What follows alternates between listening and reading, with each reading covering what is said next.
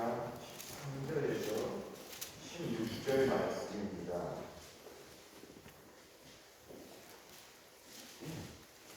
제가 하나님의 말씀을 앞으로 공독하겠습니다.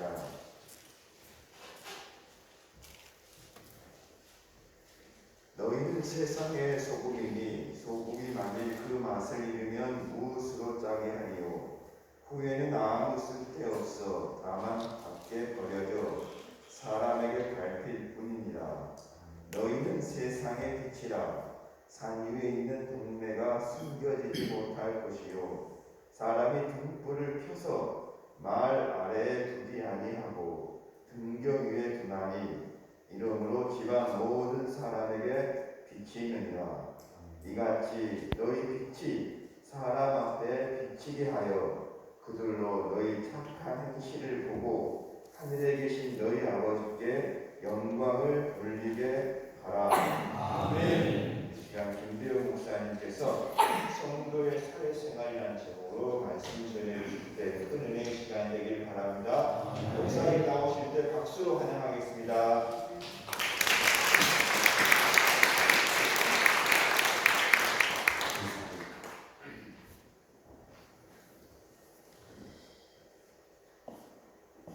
서로 인사드리겠습니다. 인사만 잘해도 먹고 산다. 인사만 잘해도 먹고 산다. 옆에 본가에 사랑합니다. 사랑합니다. 사랑합니다. 고맙습니다. 고맙습니다. 행복하세요. 행복하세요. 축복합니다. 축복합니다. 정말 우리가 이런 축복의 인사는 우리가 그냥 하는 것 같지만 그대로 이루어진다는 것을 믿으시기를 바랍니다. 오늘 아침에 저희 아내가 저한테 전화 와서 당신이 없으니까 잠이 안 와. 그렇게. 근데 평소에 잠을 잘 못 잡니다. 그런데도 그렇게 말해주면 기분이 좋죠. 나쁘지는 않겠죠. 오늘 본문 말씀에 너희는 세상의 소금이니 너희는 세상의 빛이라. 우리가 잘 알고 있는 그런 말씀입니다.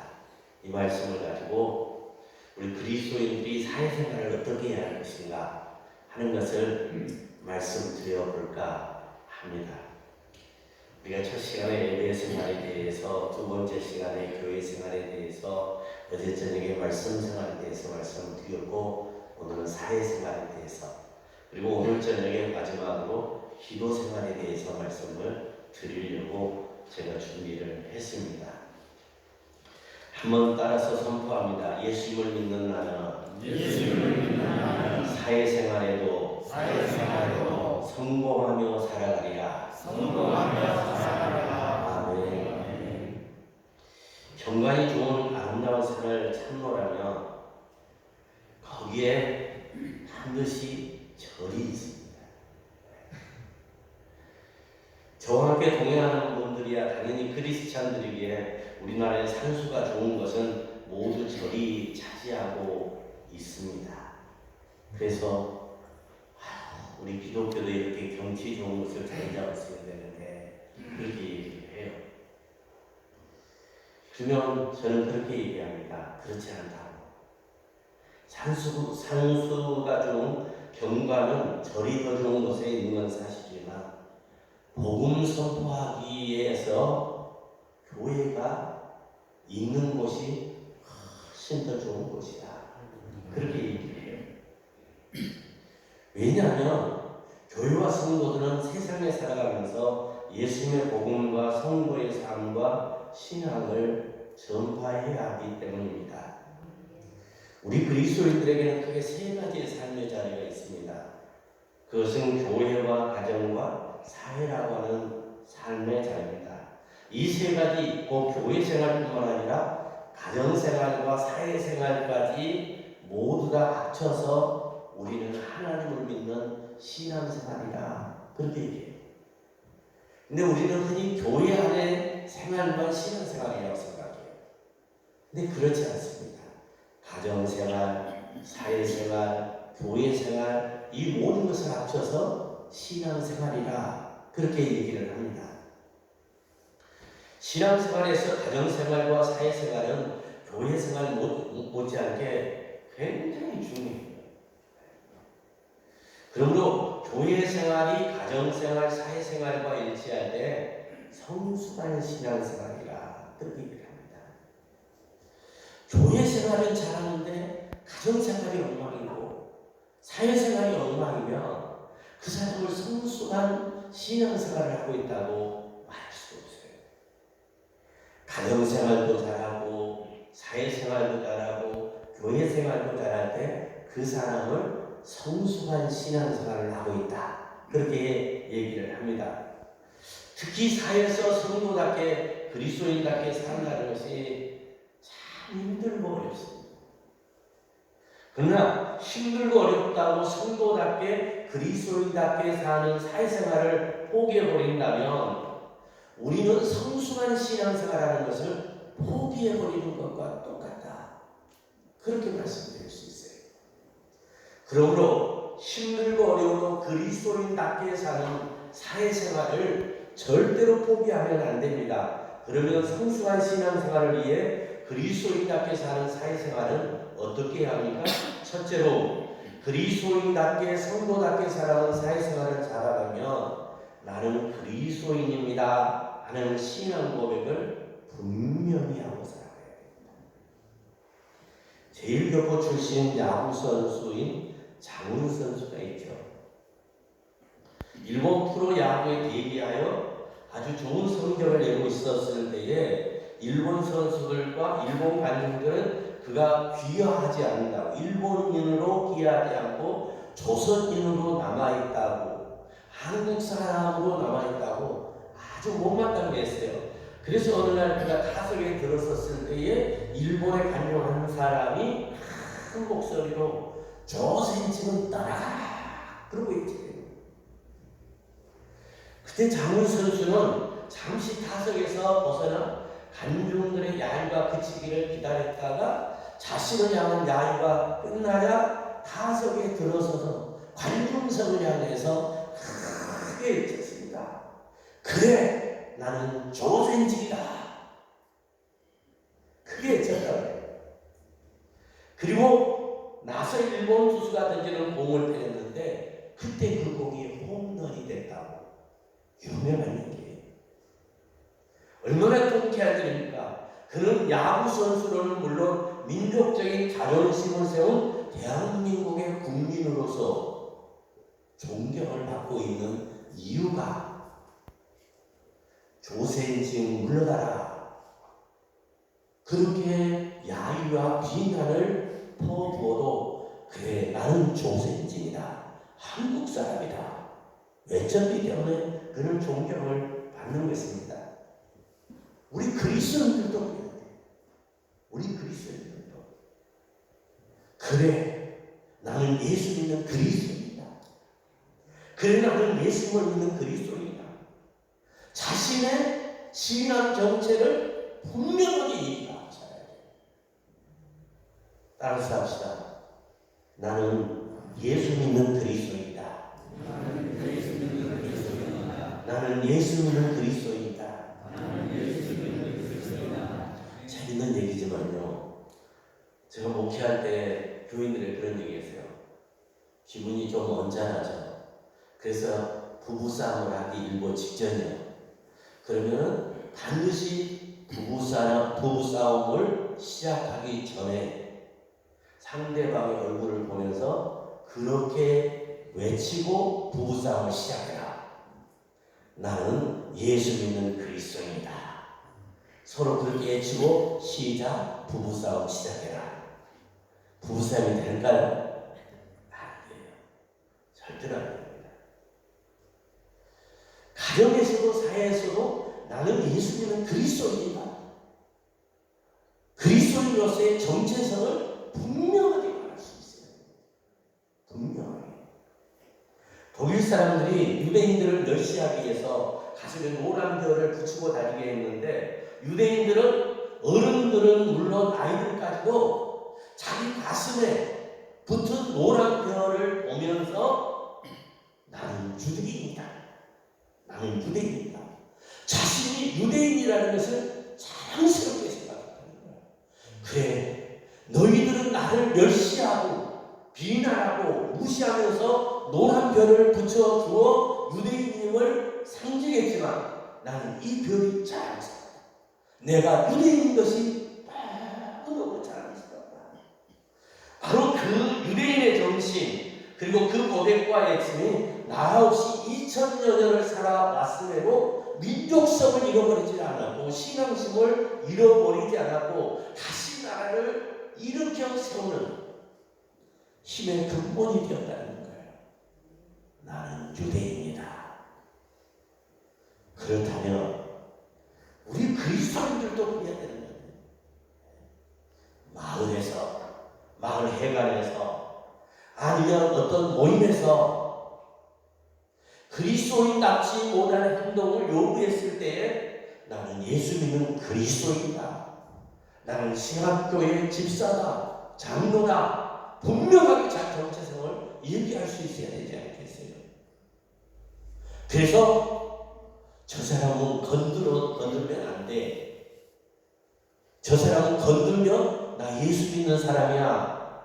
그 말이 튀어나와. 그 소리 듣기 싫으니까 건들지 말자. 저도 그 정도는 돼야 된다는 거예요. 그래, 나는 예수를 믿는 그리스도인이다. 예수 그리스도를 구주로 믿지 않는 안디옥 사람들이 안디옥 교회 성도들을 향해서 멸시하는 의미로 붙여준 이름이 뭐예요? 그리스도인. 우리말로 얘기하면 예수쟁이들. 근데 안디옥 교회 성도들은 안 믿는 사람들이 그렇게 붙여준 비난의 명칭을 자랑스럽게 생각했어요. 우리도 그 부분을 가지고 설교하면서 목회자들도 우리 교인들이 안디옥 교회 성도들처럼 그리스도인이라고 자신 있게 말해야 되는 설교를 많이 하셨을 거예요. 우리 그리스도인들도 그래야 됩니다. 그래, 나는 예수 믿는 그리스도인이다.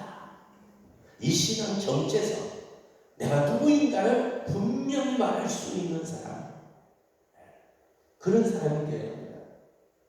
조선 사람임을 부끄러워 감추는 것은 반애국적인 일입니다.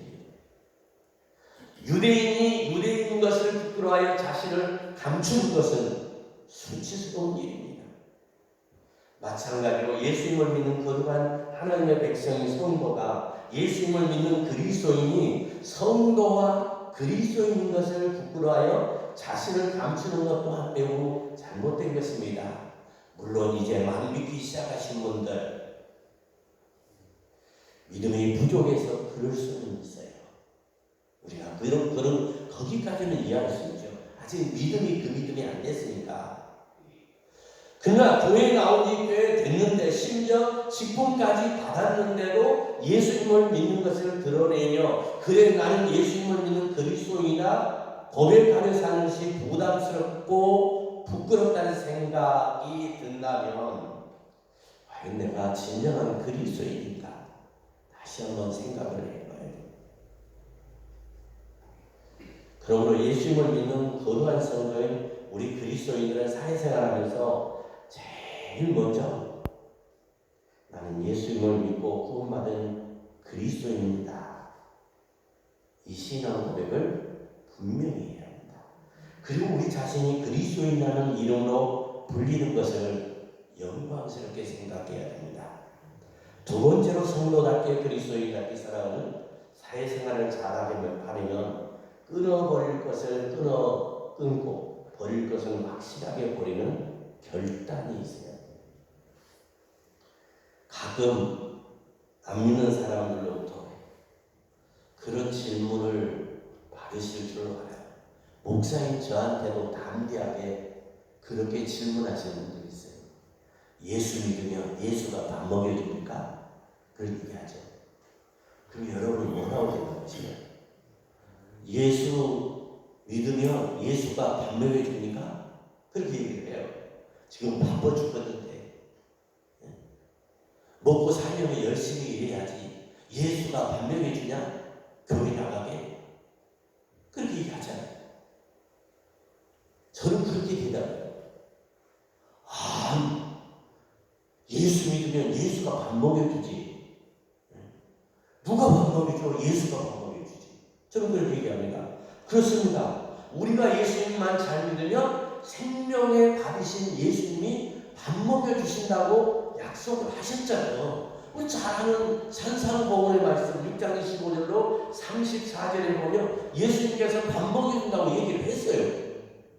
그러므로 내가 너에게 이르노니 목숨을 위하여 무엇을 먹을까 무엇을 마실까 몸을 위하여 무엇을 입을까 염려하지 마라. 목숨이 음식보다 중하지 아니하며 몸이 의복보다 중하지 아니하냐. 공중의 새를 보라. 심지도 않고 거두지도 않고 창고에 모아두기도 아니하되 너희 하늘 아버지께서 기르시나니 너희는 이것들보다 귀하지 아니하냐. 너희에게 누가 염려하고 그 길을 한 자라도 더할 수 있느냐. 또 너희가 어찌 의복을 위하여 염려하느냐. 들의 백합화가 어떻게 자라는가 생각하여 보라. 수고도 아니하고 길쌈도 아니하느니라. 그러나 내가 너에게 말하노니 솔로몬의 모든 영광도 입은 것이 입고 다나만 같이 못하였느니라. 오늘 있다가 내일 아궁이에 던져지는 들풀도 하나님이 이렇게 입히시거늘 하물며 너희일까 보냐. 믿음이 적은 자다. 그러므로 염려하여 이르기를 무엇을 먹을까 무엇을 마실까 무엇을 입을까 하지 말라. 이는 다 이방인들이 구하는 것이라. 너희 하늘 아버지께서 이 모든 것이 너희에게 있어야 할 줄을 아시느니라. 그러니 너희는 먼저 그의 나라와 그의 의를 구하라. 그리하면 이 모든 것을 너희에게 더하시리라. 그러므로 내일 일을 위하여 염려하지 말라. 내일 일은 내일 염려할 것이요 한날의 괴로움 그날의 족하니라. 나는 예수 믿고 구원받았고 그리스도인이다 고백하면 하늘 아버지께서 먹여주시고 마시게 해주시고 입혀주신다. 그렇게 말씀하셨습니다. 여러분 믿습니까? 이스라엘 백성들이 출애굽에서 광야 40년 동안 누가 먹여 살렸습니까? 하나님이 먹여 살렸어요. 누가 옷이 닳지 않도록 신발이 닳지 않도록 해주셨습니까? 하나님이 그렇게 하셨어요. 그러면 그때는 하고 지금은 안 합니까? 그때도 하시는 하나님, 지금도 하신다는 얘기예요. 예수가 밥 먹여주냐? 그래, 예수가 밥 먹여줘. 우리는 담대하게 대답해요.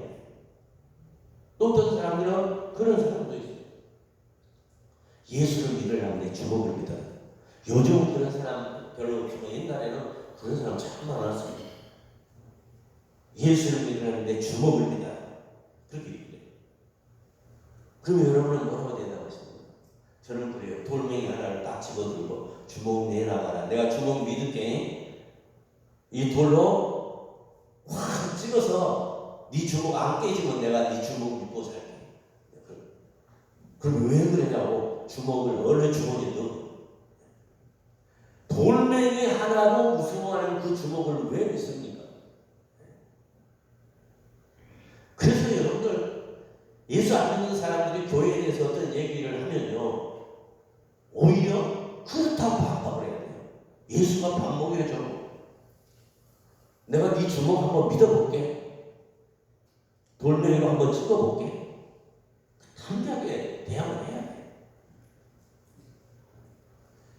한마디로 예수 잘 믿으면 밥 먹여주고 마시게 하고 입혀주고 잠잘집도 주신대요. 여러분 진실로 아멘입니까?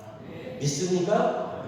그런데 우리 예수님을 믿는 사람들 중에 자신의 힘으로 밥 먹고 살려고 편법 쓰고 적당히 불의와도 타협하며 손을 잡아야만 세상에서 성공하는 것으로 알고 있습니다. 그래서 절대로 그렇지 않아요. 절대로 그렇지 않아요. 그것은 성공 같아 보이지만 결국 실패뿐이라는 사실을 알아야 합니다.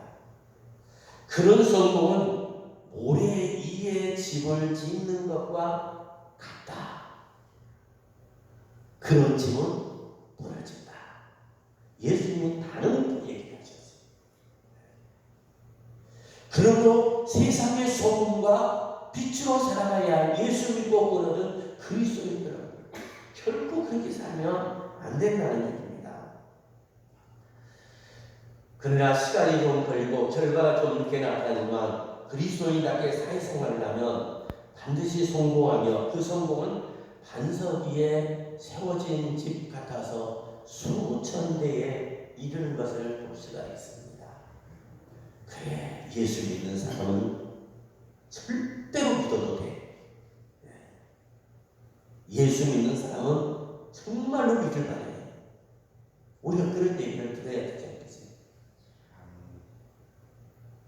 이처럼 예수님을 믿는 신앙은 교회 안에서만 통하는 것이 아니라 세상에서도 통합니다. 우리 예수는 길입니다. 교회 안에서뿐만 아니라 세상에서도 통하는 유일한 길입니다. 사랑하는 성도 여러분, 성도답게 그리스도인답게 살아가는 사회생활을 잘하기 위해서 술이든 담배든 나쁜 습관이든 불신앙이든 신앙에 반대되는 것들은 끊어버릴 것 끊고 버릴 것은 확실하게 버리고 성령 충만한 사람들로 살아가시기를 바랍니다. 아멘. 제가 목회할 때 집사님이 계셨어요. 남자 집사님이십니다. 이렇게 내가 여기 길에 섰고 여기 길에 섰고 이 건너편 길에 섰고 집사님 여기 있고 난 여기 뒤쪽에 있는데 이렇게 쭉 가다 보니까 이 집사님이 앞에 목사님이 나타난 거야. 담배를 입에 물고 있었는데 얼마나 급했는지 담배불을 끈다고 어디다 문댈 데가 없잖아요. 손바닥에다가 얼는데 손이 얼마나 뜨거워요. 그래서 꺼진지 알고 뒷주머니에다가 넣었어. 그래갖고 길 건너와서 또 나는 교회를 잘 나오다 안 나오다 그래 오랜만에 만났으니까 이때 맥살을 잡아야 된다 생각하고 또 내가 속없이 그 붙잡고 길게 얘기를 했네. 근데 뒷주머니에 넣어놨던 담배꽁초가 안 꺼져갖고 불이 타오는 거예요. 연기가 나는 거예요. 그 다음부터 그 집사님 담배 끊읍니다. 한번 대통 한번 맞고 담배를 끊으시더라고요. 그러면서 하시는 말씀이 그때 진짜 뜨거웠습니다. 그래서 제가 그랬어요. 그때 뜨거운 것이 지금 심장이 뜨겁지 않습니다. 제가 그렇게 얘기했더니 저만 보면 웃고 항상 그 얘기를 하셔요. 여러분 끊는 것 힘들지만 끊고 살아야 돼요. 끊으셔야 돼요. 버릴 건 버리셔야 돼요. 그리고 어디서든지 나는 예수 믿고 구원하는 그리스도입니다. 확실하게 신앙 고백을 해야 합니다. 세 번째로 성도답게 그리스도인답게 살아가는 사회생활을 잘하려면 무슨 일이나 정직하게 살고 언제 어디서나 성실하게 살아야 합니다. 정직하게 그리고 성실하게 열심히 일하는 것을 모자라는 것으로 생각하지 마세요. 요령껏 적당히 대충 일하며 사는 것을 똑똑한 것처럼 생각하는 것은 망할 징조입니다. 망할 징조. 그리스라고 하는 나라가 지금도 어렵지만 갑자기 엄청 어려워졌어요. 그리스라고 하는 나라. 그리스라고 하는 나라가 섬이 많고 뭐 공장이 많지가 않아요. 유럽에 속해 있지만. 그런데 선거 때마다 복지 공약을 얼마나 많이 세게 했는지. 그리고 직장을 가지지 못한 사람들이 많다 그래가지고 청년들에게 공무원 수를 계속 늘리는 거예요. 그러니까 국가가 들어오는 돈은 적고 나가는 돈은 많으니까 자연히 망할 수밖에 없잖아요. 근데 공무원 수가 100명이면 될 것을 200명을 모아놓으니까 할 일이 없어요. 그러니까 그리스의 공무원은 10시에 출근해갖고 11시에 오전 근무 끝나면 1시간 하고 근무 끝나요. 그리고 11시에 가서 점심 먹고 2시까지 또 잠자는 시간이 있어. 그러다가 또 2시간 일하고 퇴근해. 왜? 공무원 수가 너무 많으니까 일할 거리가 없으니까. 그런데도 월급은 올려주라고 노조는 계속 공무원 노조는 계속 하고 해요. 왜 그렇게 됐어요? 성실하게 일할 생각은 안 하고 편하게 국가가 해주는 그것으로 먹고 살려고 하다 보니까 결국 나라가 망하니까 국민들도 함께 망하는 거예요. 그래서 우리 그리스도인들부터 요령 있게 살면 안 됩니다. 대충 살면 안 됩니다. 다른 세상 사람들이 어떻게 살아가든지 간에 우리 그리스도인들은 누가 보든 보지 않든 정직하고 성실하게 최선을 다해야 합니다. 교회 안에서도 마찬가지죠. 교회 안에서도 누가 보든 보지 않든 성실하게 일하는 사람들이 있어요. 목회하다 보면 그런 분들이 있어요. 시간 나는 대로 교회 와서 빗장 들고 걸레 들고 와서 강대상 닦고 의자 닦고 바닥 닦고 어머니 들고 와서 풀 메고 그리고 아무 일도 없다는 식으로 돌아가시는 그런 분들이 있어요. 교회에서 그런 분을 만나면 저는 그냥 못 미쳐가고 그냥 내 방으로 들어가요. 하는 일 계속 하시라고 보든지 보지 않든지 그냥 충성하시라. 이건 교회 안에서만 그러는 게 아니라 그리스도인들은 사회생활도 신앙생활이에요. 사회 속에서도 똑같이 성실하게 요령껏 하면 안 돼. 대충 하면 안 돼. 그래서 그리스도인들은 정말로 성실하다. 그리스도인들은 정말로 충성스럽다. 우리가 그런 얘기 들어야 된다는 거예요.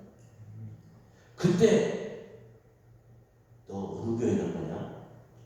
신학교회. 그럼 네가 다니는 교회 내가 한번 나가고 싶다. 예수 믿는 사람이니까 이렇게 하지. 난 예수 안 믿는 사람들 중에서는 너처럼 사는 걸 못 봤어.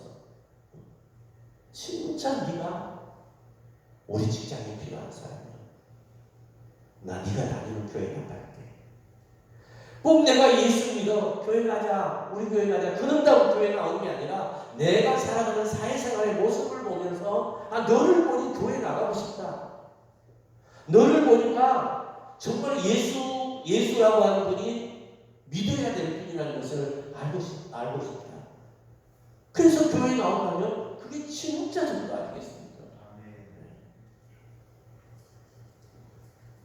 근데 사람들은 또 예수쟁이들은 입만 살았어요. 그런 말을 들어도 안 돼요. 예수쟁이들은 물에 빠지면 입만 동동 뜰 거야. 그런 말 들으면 되겠어요. 말은 잘하는데 그래서 흔히 사회생활에서 그리스도인답지 못한 사람을 보고 뭐라고 얘기를 하는가? 예수쟁이들은 입만 살았다고 그러죠. 입만 살았다. 우리가 그런 말을 들으면요 정말 그리스도인으로서 부끄럽게 생각해요. 입만 사는 게 아니라 모든 삶을 살아 있어야 되지 않겠어요? 성경은 얘기합니다. 일하기 싫어하면 먹지도 마라. 무슨 일을 하든지 최선을 다해서 해야 되는 것 아니냐. 그런 말씀이에요. 무슨 일을 하든지 마음을 다하여 죽게 한다고 사람에게 하듯 하지 말라. 그렇게 계세요. 저희 여동생 둘이 교사예요. 초등학교 교사들이에요.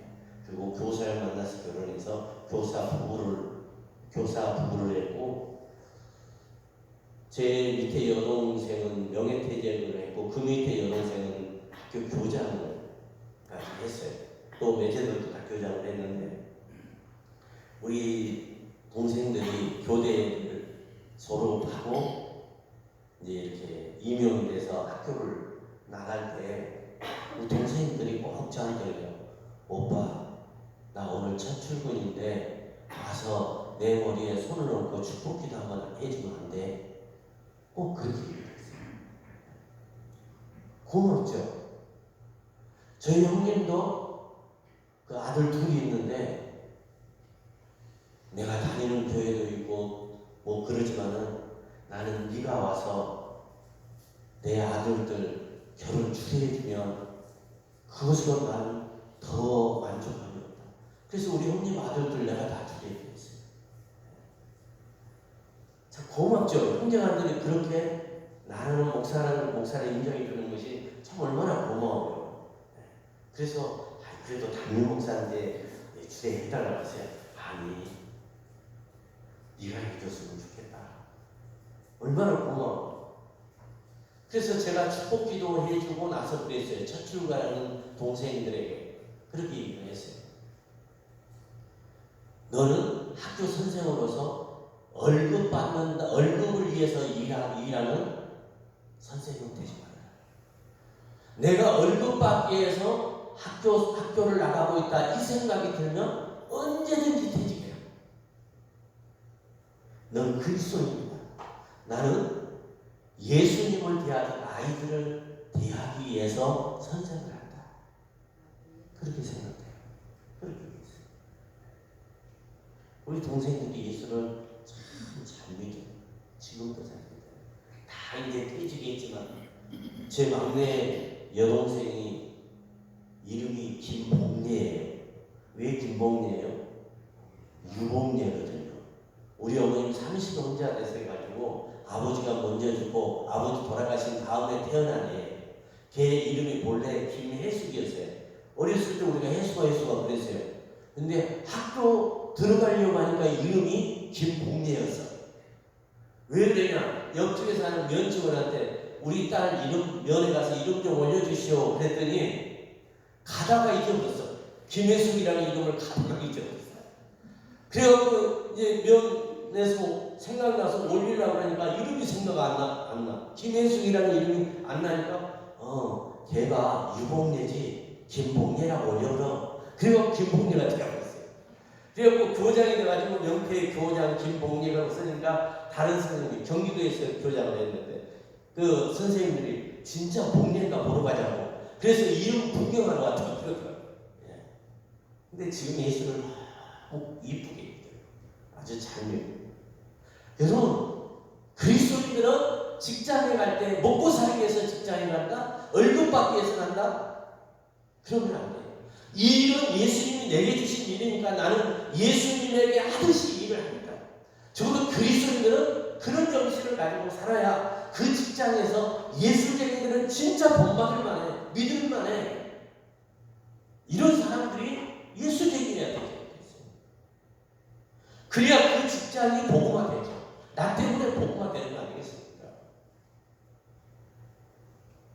내가 교회에 나가고 싶은 마음이 있었는데 너 보니까 교회에 안 나가야 했었다. 만약 그런다면 그건 얼마나 서글픈 얘기예요. 정말 하나님에게도 인정을 받아야지만 사람에게도 인정받는 사회생활이 되시기를 진심으로 원합니다.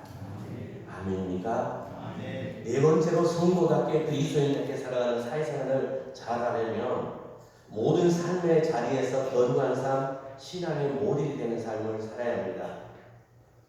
제가 많은 나라를 다녀본 것은 아니지만 이제껏 다녀본 여러 나라들 중에서 개인적으로 가장 인상 깊었던 한 나라를 꼽으라면 정말로 가슴에 와닿을 정도의 나라를 꼽으라면 저는 영국을 꼽아요.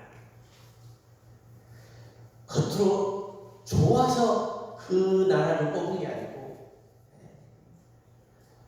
목사로서 우리나라가 이런 나라가 되면 안 되겠구나. 그래서 그 나라가 내게 제일 와닿는 나라예요. 겉으로 보기에는 화려해요. 전통과 풍미가 있는 나라, 영국, 신사의 나라 영국 아닙니까? 그러나 그 나라 안을 자세히 들여다보면 모든 면에서 썩을 대로 썩은 나라가 영국이라고 합니다. 그 예를 하나 든다면 영국의 어린아이들 중에 진짜 자기 엄마 아빠와 사는 아이들이 거의 없어요. 분명히 아빠가 있고 엄마가 있는데 이 아빠 엄마의 아들 딸이 아니라는 얘기예요. 무슨 얘기예요? 결혼해가지고 자식 놓고 낳고 살다가 이혼해. 그러면 이 아이를 누가 데려갈 것인가? 아빠가 데려갈 것인가? 엄마가 데려갈 것인가? 법원에서 판단을 해서 엄마가 아들로 크든지 아빠 아들로 크든지 결정이 되죠. 그러면 또 이 아버지가 혼자 살다가 다른 여자하고 결혼해. 그러면 또 이제 결혼해서 또 같이 살다가 안 맞아서 헤어져. 그러면 이 아들은 당연히 아버지의 친자니까 아버지가 데리고 가야 되는 거 아니에요? 영국 법은 그렇게 돼 있지를 않아. 이 아이를 누가 잘 키울 수 있냐? 엄마가 더 잘 키울 수 있다. 친자가 아닌데도, 친어머니가 아닌데도 그 아들은 이 사람이 데려다 키우는 거야. 그러다 보니까 또 그 여자가 딴 남자하고 결혼해. 그러니까 이 아이는 아빠도 친아빠가 아니고 엄마도 친아빠가 아니고 그 나라가 영국이라고 하는 나라예요. 여러분, 아무리 민주주의가 살아있고 전통과 풍미가 있다 해도 성적으로 물러나는 나라가 되어 건강하고 행복한 가정을 지키지 못한다면 그 나라가 좀 더 이상 나라라고 볼 수가 없죠. 그렇지 않아요? 그런 점에서 미국은 영국과 다른 면을 요즘 우리들에게 보여주고 있습니다. 물론 미국도 성적인 문란과 방종이 영국 못지않지만 최근에 자신들의 순결하지 못함을 회개하고 순결한 삶을 살자는 프라미스 키퍼라고 하는 운동이 활발하게 전개되고 있어요. 나한테 유튜브를 보내주는 사람도 있어요. 그리고 제가 그 운동 본부를 가본 적도 있어요. 바로 이 순결한 삶의 운동을 위한 집회에 수만 명에서 수십만, 수백만 명이 참여를 해요. 그리고 그 운동을 통해서 다시 순결함으로 돌아가기를 원해서 배웅에 기도하는 사람들이 엄청나게 많아요. 저는 그 힘이 오늘의 미국의 성적 문란과 방종을 다시 돌이킬 수 있는 큰 독이 될 줄로 믿습니다. 우리나라도 큰 일이죠. 최근에 그런 일도 있었잖아요. 남자와 남자가 결혼을 했어요. 국가에서 인정해야 안 해요? 인정을 안 해요. 근데 이 두 사람이 직장 생활을 할 때는 둘 다 건강보험 혜택을 받았어요. 직장인이니까. 근데 한 사람이 직장을 그만뒀어요. 그러니까 건강보험공단에 가서 우리는 부부니까 내 건강보험을 내 남편에게 올려달라. 그렇게 얘기해요. 그럼 건강보험공단에서 남자와 남자가 결혼했다? 호적도 없어. 못 올린다. 인정을 했겠어요? 안 했겠어요? 당연히 못 해주죠. 그러니까 법원에다가 소송을 해서 우리는 부부다. 건강보험공단에서 건강보험료를 따로따로 징수를 한다. 하나로 징수되게 해달라. 대법원까지 갔는데 여러분 대법원이 뭐라고 판정을 내느냐. 이 결혼은 인정할 수 없지만 사회적인 차원에서 두 사람이 부부인 것이 확실하니 건강보험을 인정해줘라. 그리고 지금 시끄럽습니다. 우리 기독교가 발칵지금 뒤집혔어요. 우리나라가 지금 이 지경까지 왔어요. 미국에서 우리나라의 동성애를 허락하라고 아빠가 보이지 않게 은밀하게 압박을 하고 있어요. 전통도 중요하고 경계도 중요하지만 그것과 비교할 수 없는 것이 바로 그리스도인의 거룩한 삶입니다. 이 거룩한 삶을 책임질 수 있는 곳이 교회밖에 없어요. 그리스도인밖에 없어요. 저는 그걸 확실히 믿어요. 세상 어느 기관, 어느 모임에서 거룩한 삶을 책임질 수 있겠습니까? 교회밖에 없어요. 교회밖에. 그리고 우리 그리스도인들밖에 없어요. 우리 그리스도인들부터 거룩한 삶을 살아가므로 주변이 거룩한 삶을 살도록 영향력을 끼쳐야 되지 않겠느냐 그 말씀이에요. 하나님은 물론 오늘날 이 시대와 나라도 깨끗하고 순결한 사람을 고대하고 계신다. 그렇게 말씀하고 있습니다. 우리나라도 점점 육체의 순결을 지키기 쉽지 않은 나라가 되어가고 있습니다.